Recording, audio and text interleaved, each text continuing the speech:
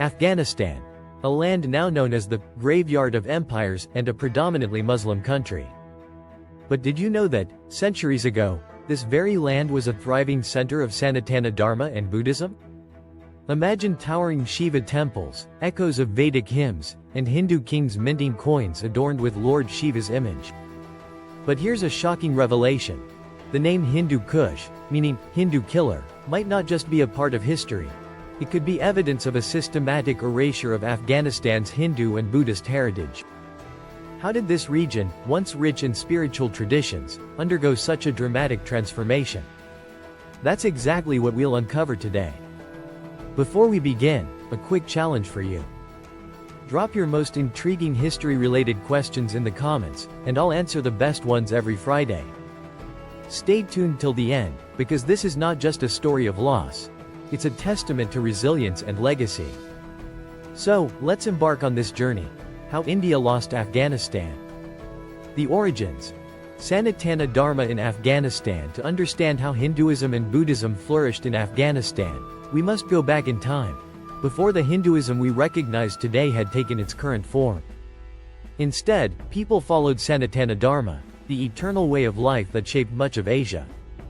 But how far back are we talking? While exact dates are debated, ancient Hindu scriptures place the Mahabharata war around 5561 BCE. And the events we are discussing today? They predate even that, possibly by thousands of years. The Rigveda speaks of ancient clans migrating westward into what we now call Afghanistan. One of its most fascinating stories is the Battle of 10 Kings, Mandala 7, Hymn 18, a legendary conflict between King Sudas of the Bharat clan and several opposing clans, many of whom later migrated beyond the Indian subcontinent, carrying Sanātana Dharma with them. The Great Migrations. Who were these clans? The defeated clans spread across new territories, some settling in Afghanistan. Here are a few key groups. The Pakhtā clan. Does that sound familiar?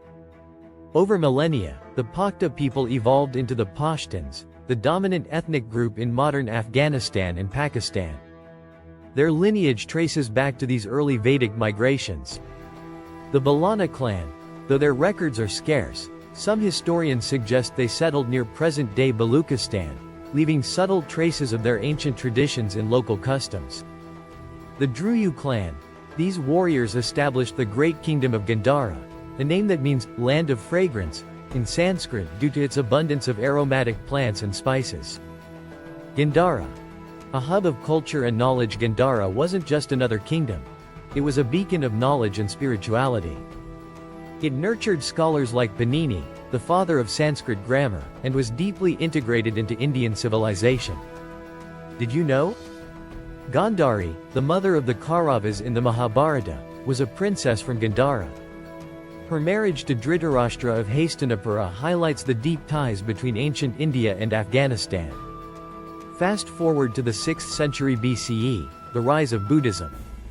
Siddhartha Gautama, the Buddha, introduced a transformative philosophy, deeply rooted in Sanātana Dharma. Gandhara became a thriving Buddhist center, flourishing under Emperor Ashoka, 268–232 BCE. He funded monasteries and stupas across the region, establishing Taxila and Peshawar as key Buddhist learning centers. Yet, even as Buddhism flourished, Sanātana Dharma remained, creating a unique fusion of traditions that coexisted for centuries. The Kushan Empire. A golden era by the 1st century CE, the Kushan Empire emerged, with Kanishka the Great leading the charge.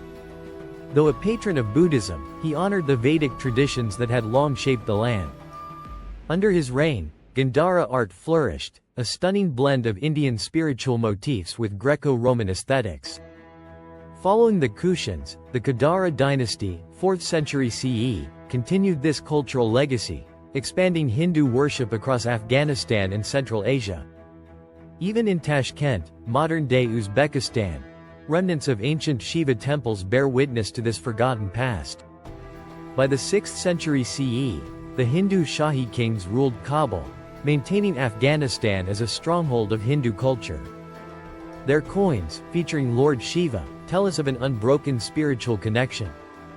The Chinese traveler Xuanzang, Sang, described a flourishing kingdom rich in Hindu traditions. But then came the storm.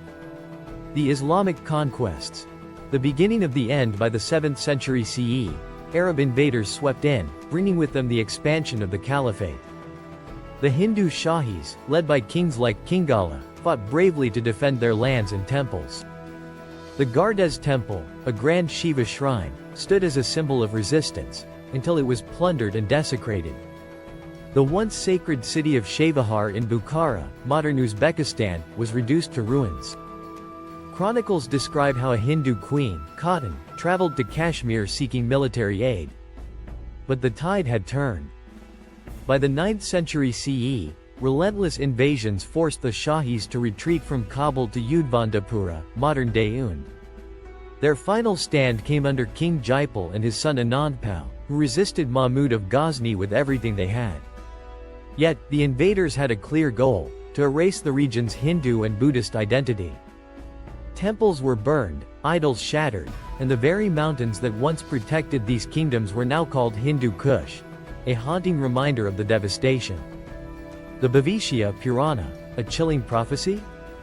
Did ancient sages foresee this? The Bhavishya Purana warns of a time when Malechas, foreigners, would rise from the west, bringing new doctrines and seeking to erase Sanātana Dharma.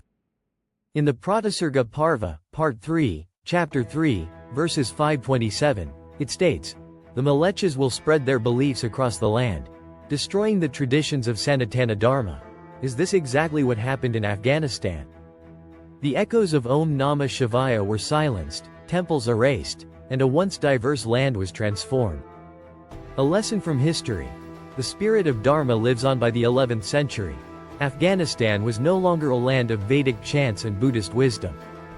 But history teaches us that the spirit of Dharma cannot be erased. Inscribed stones, hidden statues, and forgotten texts still whisper the stories of a lost era. So, what can we learn from this? The Bhavishya Purana tells us that Dharma survives only when people protect it. Afghanistan's story is not just a tale of loss. It's a reminder that unity, cultural pride, and knowledge are essential for preserving heritage. Even though temples have crumbled, their legacy remains in our hands. What are your thoughts on this history? How can we ensure that our traditions and heritage are preserved for future generations? Drop your answers in the comments.